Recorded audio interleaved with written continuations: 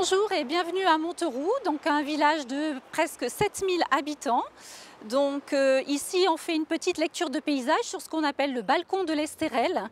Monteroux est situé sur un piton rocheux et entouré de montagnes, donc le massif du Tanneron, massif de l'Estérel et le rocher de Roquebrune.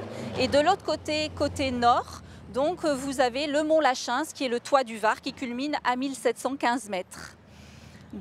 Monteroux s'appelle Monteroux pourquoi? Autrefois, c'était un seul territoire qui comprenait plusieurs villages, territoire de Calianus, qui était géré par l'abbaye de Lérins.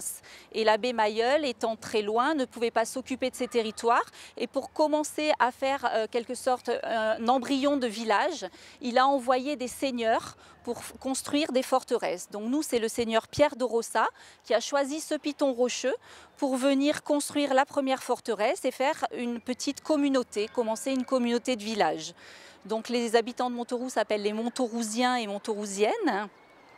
Et donc le village existe depuis 1040. Donc nous allons faire un petit retour en arrière. On est sur la partie la plus récente et nous allons remonter vers la partie la plus ancienne et la plus haute du village. Donc maintenant nous allons nous diriger vers la place du Clos, la place centrale du village de Monteroux.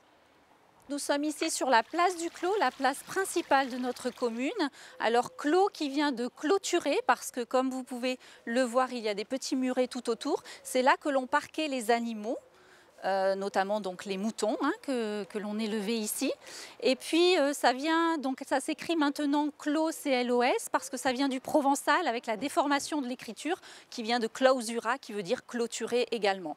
Et donc nous avons ici le grand bâtiment en face avec son toit à la Marseillaise qui est l'hôtel de ville. Ça n'a pas toujours été l'hôtel de ville puisque ça a été auparavant l'école des garçons au rez-de-chaussée, puis le presbytère, l'école du maître, et donc c'est devenu l'hôtel de ville lorsque la place est devenue place publique aux alentours de 1815-1820, on a planté donc cette allée de platanes et c'est devenu la place publique de notre village.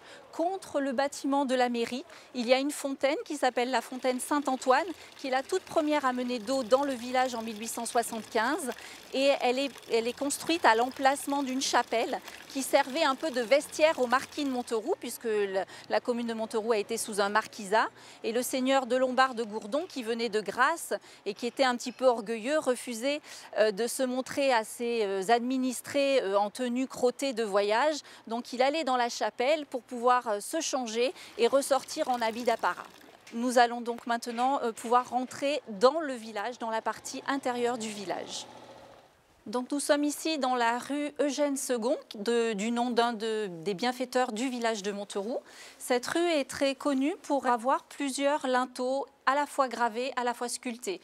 Linteaux gravés comme la scène de chasse et de vie courante que nous avons vue au début, puis des linteaux vraiment typiquement francs-maçons avec les écritures, les lettres latines mélangées, l'équerre et le compas, tous les symboles francs-maçons que l'on peut retrouver. Et il faut savoir que la franc-maçonnerie travaillait sub rosa, c'est-à-dire sous la rose, c'est leur emblème. Donc vous trouverez dans Monteroux beaucoup de linteaux gravés et sculptés avec une rosace. Donc c'est le symbole de la franc-maçonnerie. La franc-maçonnerie qui avait deux courants, courant opératif, courant spéculatif. Ici, c'est plutôt le symbole du compagnonnage, donc les courants de ceux qui travaillaient les matériaux nobles comme le fer, le bois et la pierre. Donc ici, c'est vraiment ces symboles-là. Et donc, vous avez des symboles avec les cœurs qui flambent, les épées, les couronnes, tous les symboles francs-maçons qui peuvent exister. Nous avons ici aussi une porte qui existait pour fermer le village. C'était les maisons qui servaient de rempart et donc il fallait, à fur et à mesure que le village s'agrandissait, il fallait pouvoir sécuriser l'accès au village et donc il y avait des portes qui se sont déplacées au fur et à mesure de l'avancée et de la construction du village. Et au bas de chacune de ces portes, il y a des chasseroues qui permettaient, lorsque les charrettes passaient, de ne pas se cogner à la pierre, parce qu'on sait très bien qu'entre la pierre et le bois, qui est le vainqueur? Donc pour pas que ces charrettes soient abîmées, donc il y avait des chasseroues. Donc nous sommes ici devant une maison traditionnelle de notre village, donc avec au rez-de-chaussée le jas où on mettait les moutons, avec quelque chose de particulier qui est la double porte pour pouvoir ouvrir en haut et laisser les animaux pour pas qu'ils s'échappent.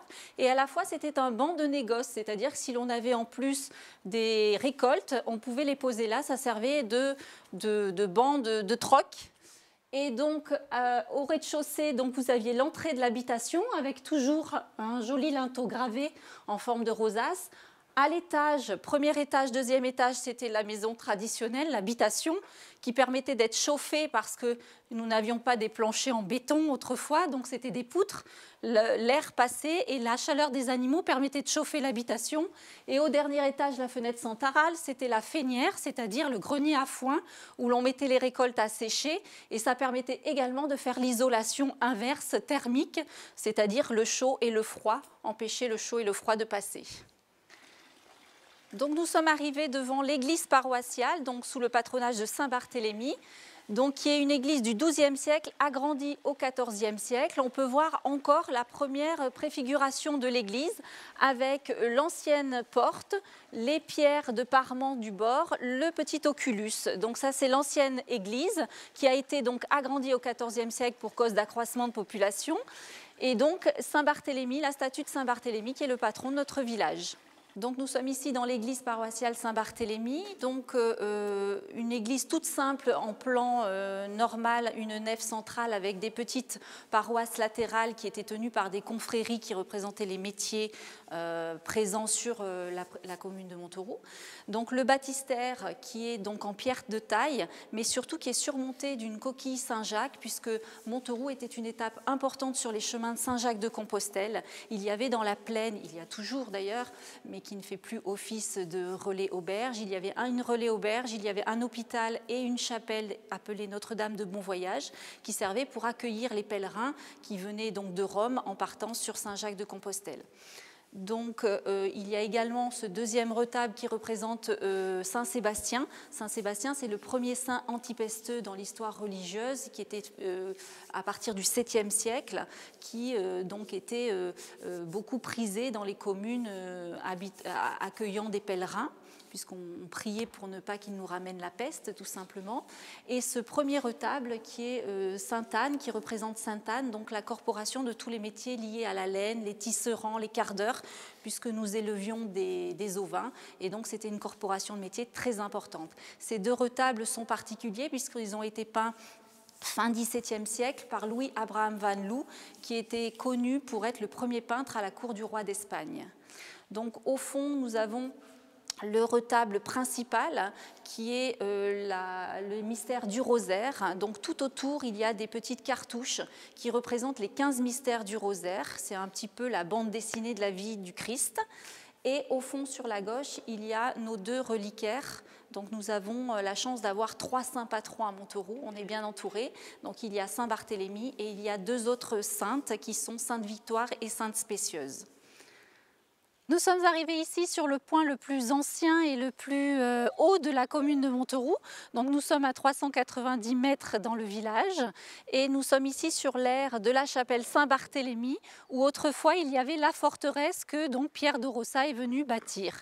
Donc cette forteresse n'existe plus depuis 1592 lors de ce qu'on appelle la bataille de Montauroux. Donc à l'emplacement de cette forteresse au XVIIe siècle, les pénitents blancs qui sont priés de partir de l'église parce que c'est la période de la contre-réforme demandent à l'évêché de pouvoir occuper cet emplacement, utiliser les pierres de la forteresse pour pouvoir construire la chapelle Saint-Barthélemy que nous voyons ici. Donc cette chapelle est construite avec l'aide des Montaurousiens sur un plan tout à fait simple, plutôt style même moyenâgeux, sans fenêtres, etc. C'est l'intérieur qui est vraiment très manifeste de cette chapelle. Nous allons voir l'intérieur qui est entièrement décoré. Donc la chapelle Saint-Barthélemy qui a été finie de construire en 1638, comme l'atteste la cartouche qui est au-dessus de sa porte principale donnant sur le cimetière, puisque c'était une chapelle de pénitents. Voilà pourquoi il y a les bancs par côté et le cimetière attenant. Les pénitents blancs étaient un petit peu les pompes funèbres de l'époque. Ils se chargeaient d'enterrer, de s'occuper des indigents et d'enterrer les personnes qui n'avaient plus de famille. Donc la décoration de cette chapelle est assez spectaculaire. Ce sont toutes des peintures anonymes du XVIIe siècle, donc avec avec une harmonisation quand même des couleurs. On retrouve ces couleurs pastel un petit peu dans les chapelles de la vallée de la Roya, mais elles, ce sont des fresques à ciel ouvert. Là, c'est entièrement recouvert de panneaux de bois peint, que ce soit les murs ou la voûte en berceau. Alors la voûte en berceau également, vous n'en trouverez pas sur notre territoire de semblable. Tout simplement, on a repris les techniques et les savoir-faire d'autrefois. On cultivait le faïard sur nos terres, hein, d'où le pays de faïence. Faïard, c'est le hêtre en provençal. Et donc, de ce bois, on en faisait des bateaux, puisque c'était les Romains qui cultivaient ce bois, et on faisait des bateaux pour les vendre à Forum Julie. Donc, on avait la technique de savoir faire les cales de bateaux. Et bien là, c'est une cale de bateau renversée, tout simplement, que vous pouvez voir. Donc, cette chapelle, elle s'appelle la chapelle Saint-Barthélemy, mais elle est dédiée et vouée au culte de la Vierge Marie, puisqu'en son centre, vous avez le mariage de la Vierge, le maître-autel et le retable principal qui reprennent donc Saint-Barthélemy et l'Annonciation à la Vierge, en faisant pendant à l'oculus qui a la même représentation. Il faut savoir qu'actuellement, cette chapelle, donc elle est fermée puisqu'elle est classée au monument historique depuis 1958, l'intérieur. Et donc, pour la visiter, il faut faire appel donc, au bureau de tourisme de Montauroux. Et elle est aussi ouverte une fois par mois puisqu'il y a des grands concerts de musique classique qui s'y font, d'où le piano que nous pouvons voir à l'intérieur de cette chapelle. Donc pourquoi cette chapelle a appartenu à Christian Dior? Quel est le lien? Il faut savoir que Christian Dior, en 1950, vient dans la région pour essayer de trouver une maison de villégiature. Il trouve cette maison dans la plaine de Montauroux, qui était un vieux corps de ferme. Ce corps de ferme, il appartenait à un certain sieur Poul, qui, lors de différentes successions, a légué ce corps de ferme à ses enfants, à sa fille, puis après à son petit-fils, qui après l'a mis à la vente. Voilà pourquoi en 1950, Christian Dior la rachète. Mais il faut savoir que cette chapelle, avant, appartenait à la commune de Montauroux. Il faut revenir en 1878, lors des poussées anticléricales, et ce monsieur Poul, qui était notaire de métier, ne voulait pas que ce bien religieux soit détruit, puisque vous savez qu'à cette époque-là, on saccageait les biens religieux de l'Église. Et donc, pour le protéger, il a pris son acte notarié où était marqué qu'il avait 40 hectares de terre et ce corps de ferme, et il a rajouté cette chapelle à son escarcelle. Alors certes, c'est une tricherie, mais c'est un peu grâce à cette tricherie qu'aujourd'hui, on peut voir cette chapelle en l'état, qui a très peu été restaurée finalement, hein, et qui est très très jolie. Et donc, quand Christian Dior rachète ce corps de ferme, eh bien évidemment, il a acquis la chapelle Saint-Barthélemy. Seulement, lorsqu'il a appris l'histoire que je viens de vous raconter, il a voulu que cette chapelle revienne dans le bien commun des Montaurousiens, puisque pour lui, elle lui appartenait. Et donc, il a repayé à son tour un acte notarié pour que cette chapelle revienne à la communauté montaurousienne. Voilà, donc notre visite à Montauroux se termine. J'espère que vous avez pu avoir un petit aperçu, mais tout petit, de notre village. Si vous voulez connaître plus d'anecdotes, découvrir des recoins cachés que nous n'avons pas pu vous montrer, n'hésitez pas à contacter le bureau de tourisme de Montauroux, 04 94 47 75 90, pour organiser une visite commentée de notre village ou de la chapelle et découvrir un petit peu plus sur notre commune.